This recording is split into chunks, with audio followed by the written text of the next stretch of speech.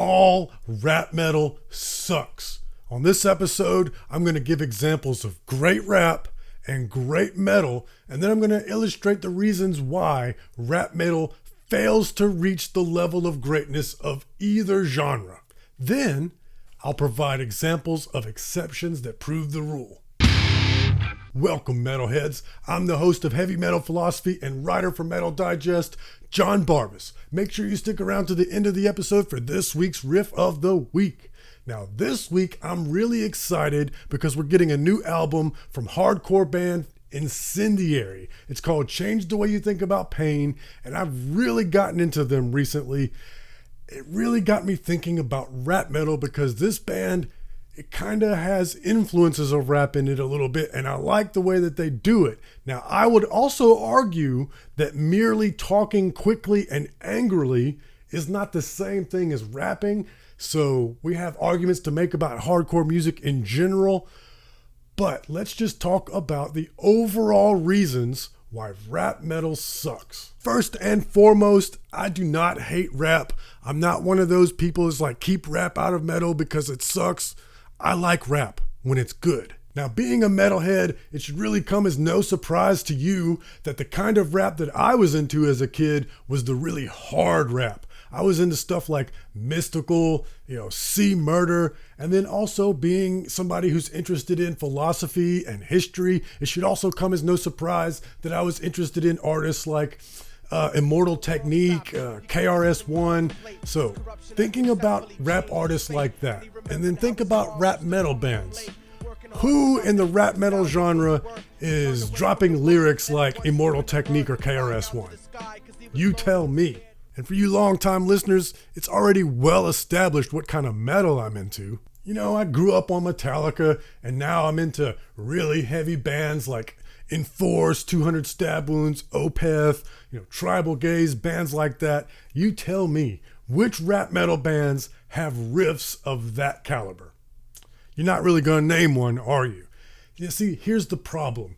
With rap metal bands, at best, normally they're either good at rapping, not so great at the metal part, or vice versa. They've got decent riffs, but the rapping is subpar. They're just never good at both. Why is that? It's because oftentimes they're really just doing caricatures of both genres. With these rap metal bands, they're mistaking doing things that rappers often do with being good at rapping. You look at their lyrics and it's like they got ChatGPT to write the lyrics. They're mistaking rhyming on a rhythm with having a flow and clever delivery. Making the rhymes have a hard delivery on the ones and twos. It's really basic. It's like a bot engaged in shallow mimicry. And at the same time, the guitars are often held back because they're an afterthought written after the raps. Especially white guys. Hate to pick on white guys. Gonna do it a lot this episode.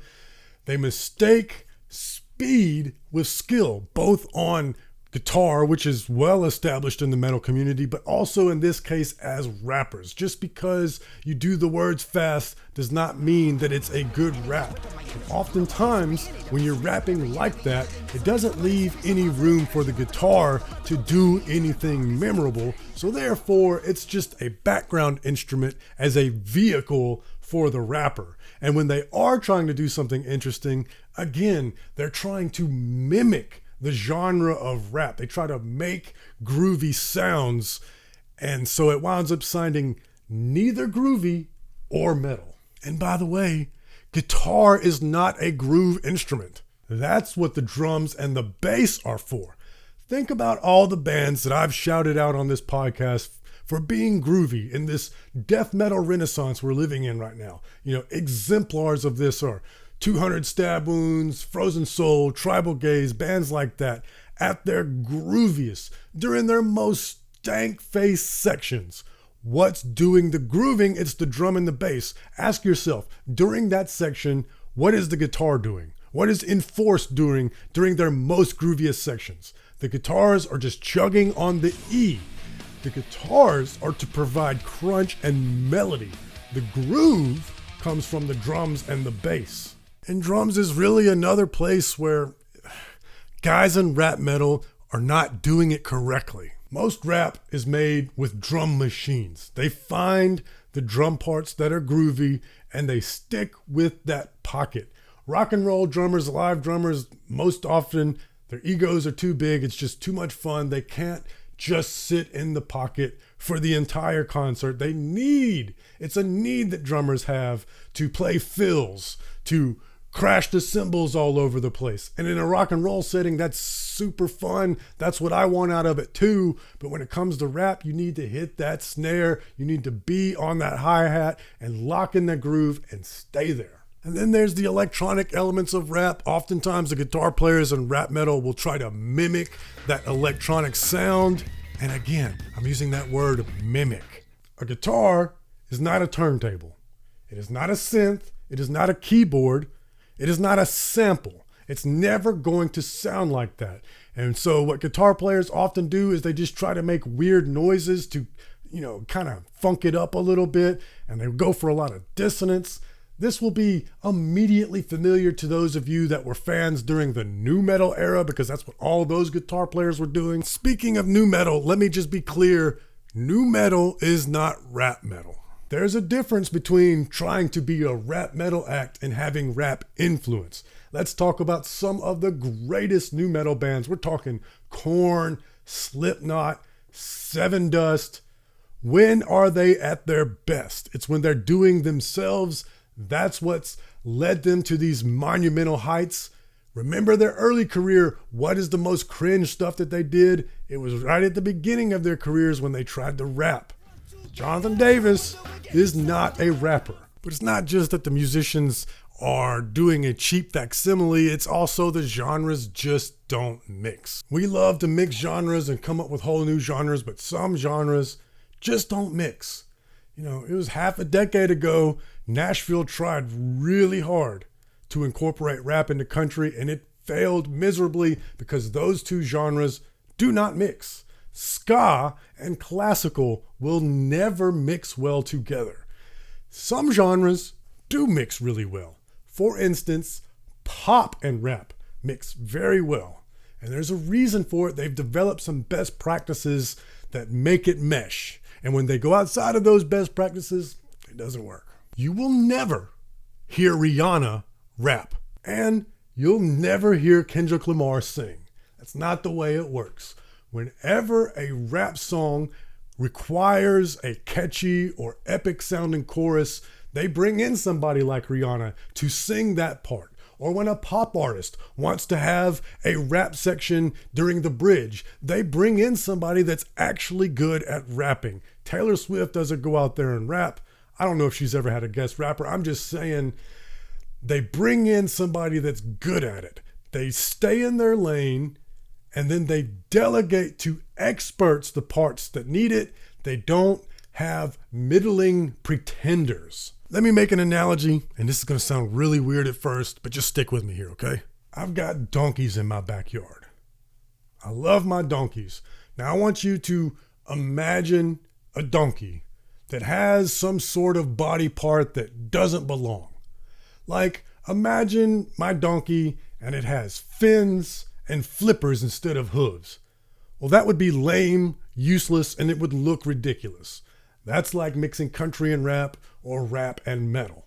But if my donkey had wings and horns, that would be awesome. That would look really cool. That's something like symphonic music and metal. Yeah. And while we're on the subject of mixing genres, oftentimes what we think of as a genre mashup is not really a 50-50 mix of genres. When you're listening to Opeth and there's a jazzy section, Opeth is not writing jazz at the level of Thelonious Monk or Miles Davis. It's not elite upper room jazz. It's Opeth music showing their jazz influences. Again, it's influenced by jazz. It's not really jazz metal.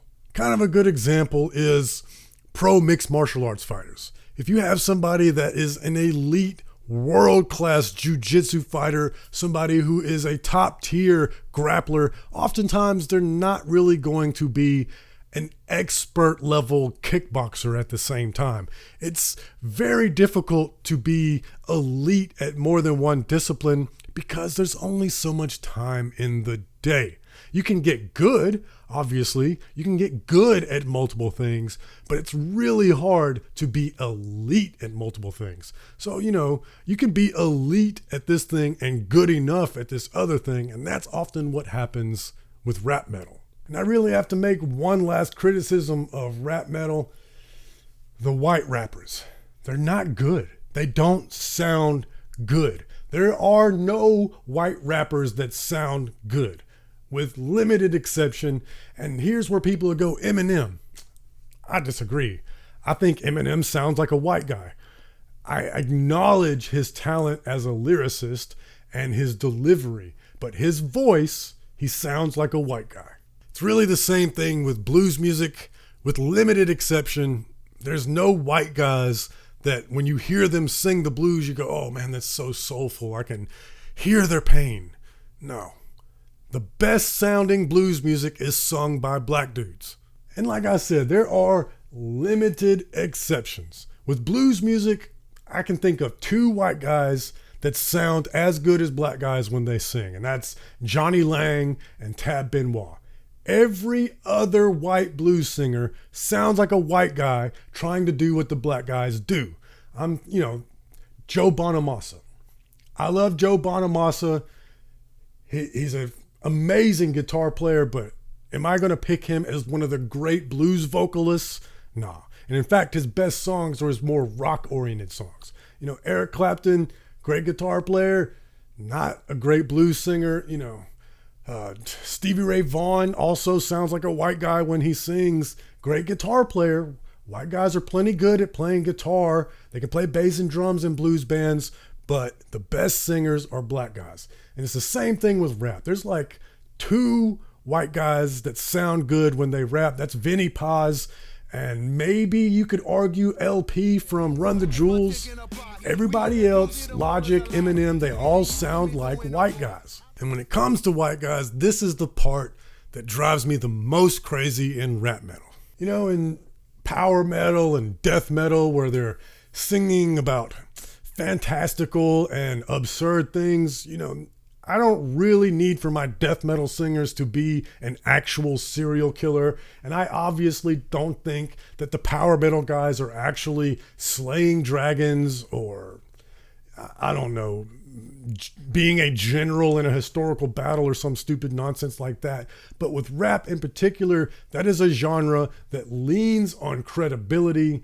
And again, often with these white guys, they mistake doing things that rap does with actually being good at rap. So they try to sound super hard, and I'm not buying it.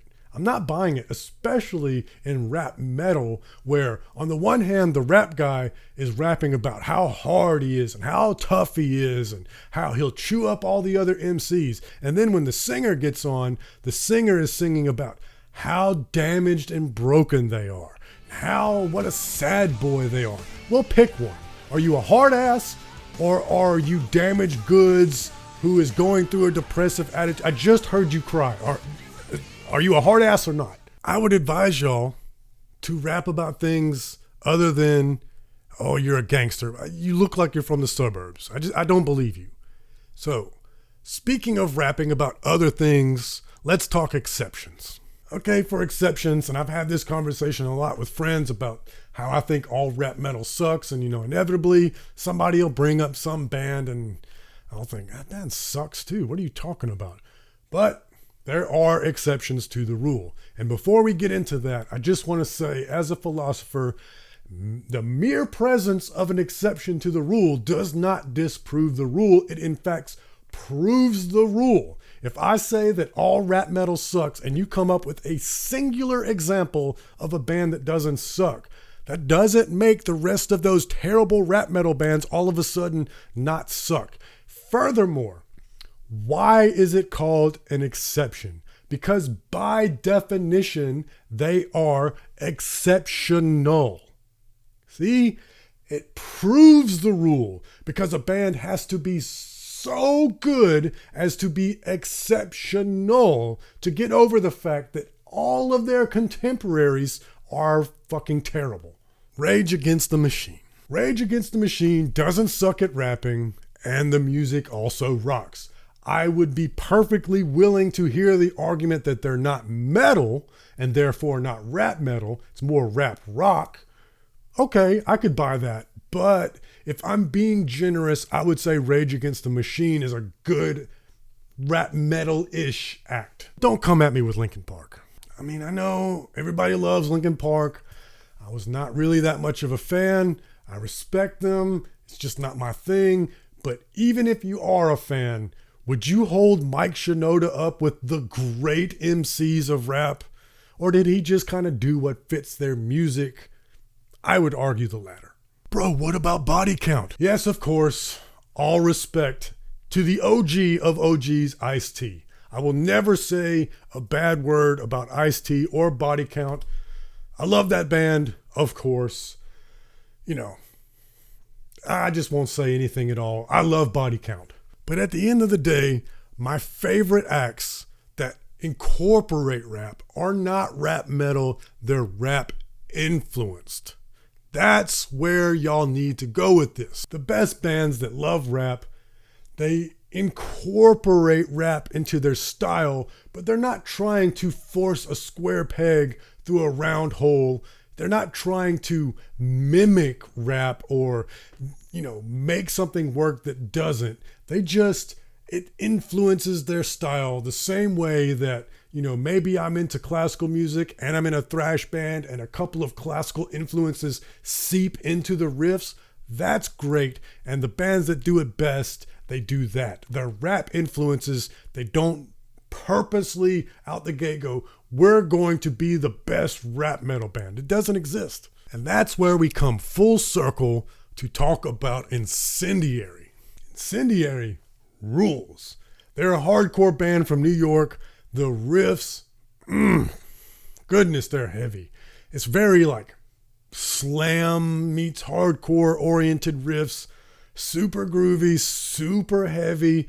And the lead singer, he doesn't really rap. Again, I don't think that speaking angrily and quickly is the same thing as rapping. But you can definitely tell by his delivery that he has been influenced by a lot of great MCs.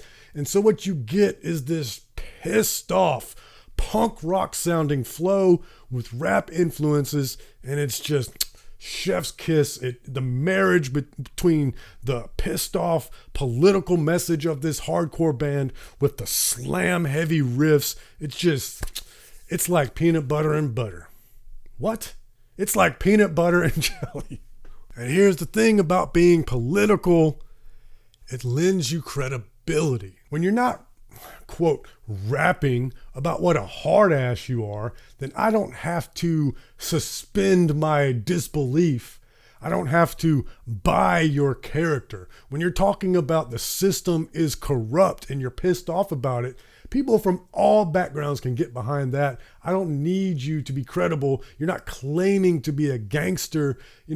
If you look like a dude from the suburbs who have both of your parents in the household that love you very much, I'm not going to buy it if you say you're a gangster. But if you say the system is corrupt and the politicians are all bought and paid for by the corporations and they're robbing us every day, yeah, I believe you, and I'm pissed off about that too. If you scream about injustice, I can get behind that.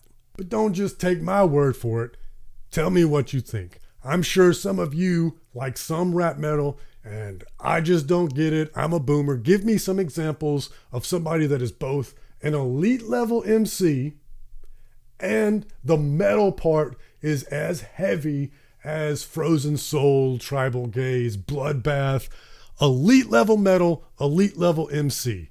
That's my challenge to you all. Put it in the comments. Let me know who out there is the diamond in the rough, the needle in the haystack, greatest rap metal act that I don't know about. because I can't know all the bands. Certainly maybe one of you do. Much appreciated if you do point me out one, because I want to hear it. In the meantime, I'm going to be listening to Incendiary because they are good at what they do.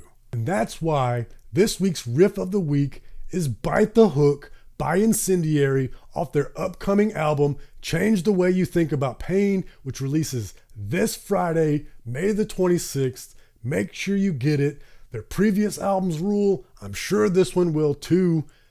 That's the riff of the week, Bite the Hook by Incendiary. If you're on YouTube, click right here for another great heavy metal philosophy episode. But most importantly, read philosophy, listen to metal. I love you. It never stops or goes away. I rip the wings from my